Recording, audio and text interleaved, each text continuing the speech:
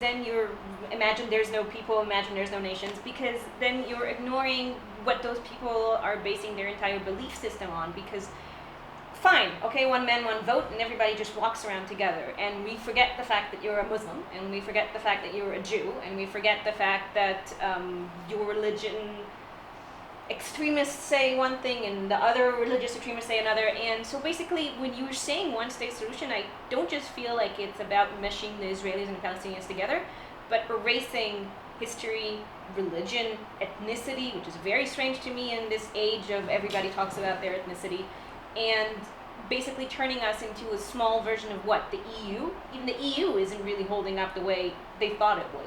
I'm usually suspicious of these declarations because usually I think that people who are speaking about this one state without specific national identity it's just a way like to enforce their national position upon the other side using this claim. Now the result of it is probably a disaster. So the point is whether how do you want it to develop in the future. Now I don't think that every criticism of Israel is problematic here, because when people are speaking about the fact that they tell you, like I've heard a lot of times, like, okay, I accept what you say, but then your government's position of like, building more in the settlements and the wall, etc., is not helpful for that claim either. Well, that's a valid criticism, but it can only come from a position when you say, okay, now if you want two states, now we have to see your government's action in critical light and the Palestinians' actions in, especially the Palestinian National Autonomy or the Hamas in critical light.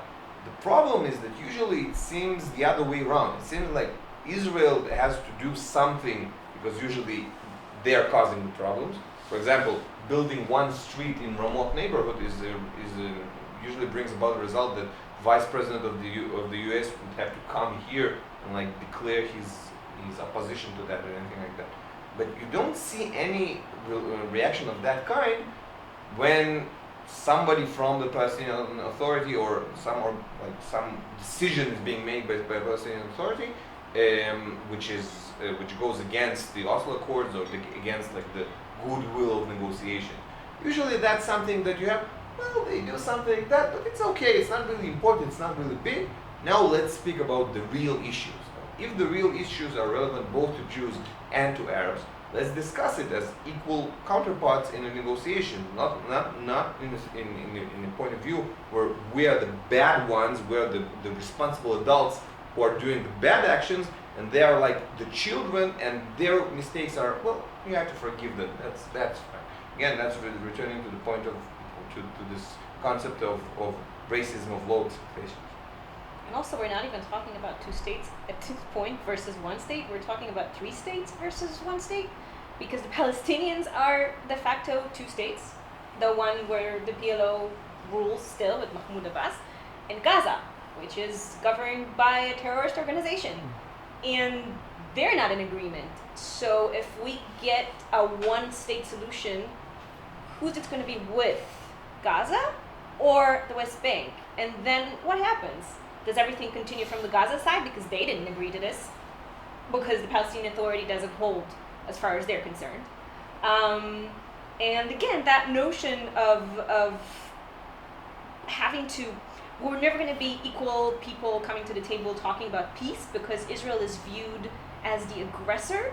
And it's not just going to be washed away. Like we were going to have to pay for our mistakes. The Palestinians will need to be compensated for their losses, and then we can talk about it.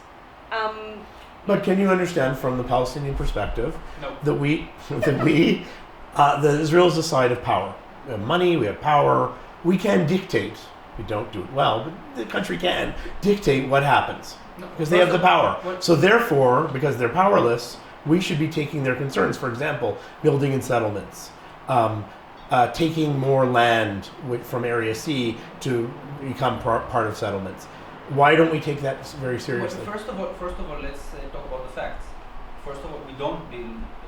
Our government, the right-wing government, the horrible Netanyahu, is freezing the building in the settlements. That's right now at this very it's time. Not right now. It's for quite some time already.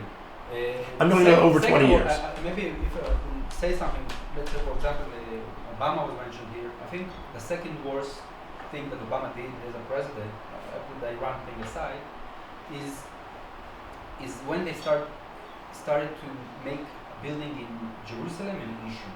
I mean, Zhenya mentioned that. They built a road in Ramot. I mean, it was never an issue.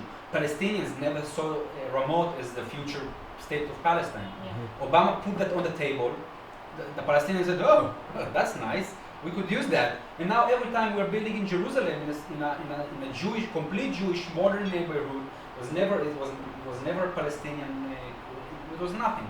And now it became an issue. That's how Obama makes things worse here, from that perspective. Jerusalem is But already I want to say something about settlements in general. We build settlements in Sinai and we move them from there. We build settlements in Gaza, we move it from there. So yeah, Israel is a democratic state.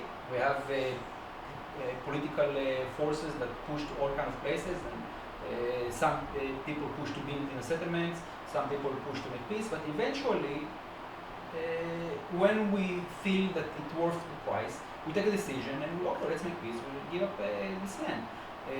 Jewish lives that go away in terrorist acts, you cannot bring them life. You cannot bring them back. That's one thing. So I don't think that Palestinians see the situation in a correct manner. Plus, I would say the idea of a one-state solution that they're pushing to is not smart from their perspective, because we're making more babies than they are. We are bigger than they are. We're a larger community. I mean, they will be the weaker part of the situation. As giving them a state, I mean, maybe we prefer that, yeah, but for them it's even better than for us.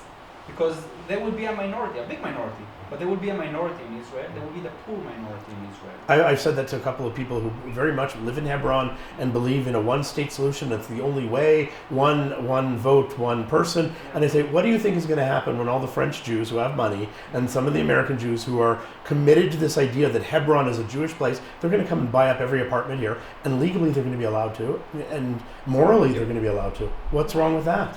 And then where are all those very poor Hebronites, where are they going to go? I will tell you that. First of all, there is only this concept of one-state solution or two-state solution. These are the only options. The world is, we have a lot of ideas around the world. It's very dangerous and very problematic in this place, in our area, in the Middle East, to talk about final solutions. I mean, not in that's final solution. That's By the way, I'm talking about something that we want to see in the end. It won't work. You cannot think ahead a year from now. Most certainly not 20 years from now. So I do accept the general strategy. I would call it a conservative strategy, not a neo-conservative, a conservative strategy. We do not push for a solution. We have some small issue, we fix it. We try to make people's life as easier as possible. It won't be perfect. People don't. We do understand that Palestinians don't have the perfect situation, but we do try to make their life easier. We do try to make economical situation for them as easy as possible. It's not always, because we're always, for security reason, we have to decide which one we will sacrifice. We will sacrifice today's security for future security, or will we sacrifice future security for today's security? So it's not an easy decision. So it's this is how much checkpoints we put, because kids see soldiers, they most certainly don't become Israeli. They don't love Israel because of that. So we do understand that sometimes our security measures compromising the future or making the future solution even more further than it is now. But in general speaking, I think the best strategy is not a solution. The solution is not for this area. The best strategy is not to push for a change from above, but to try to let things go from down under. And if it's something good, we take it. If it's bad, we fix it. And eventually it will be something. I don't know, maybe a confederation, maybe two states, maybe one state. I don't know.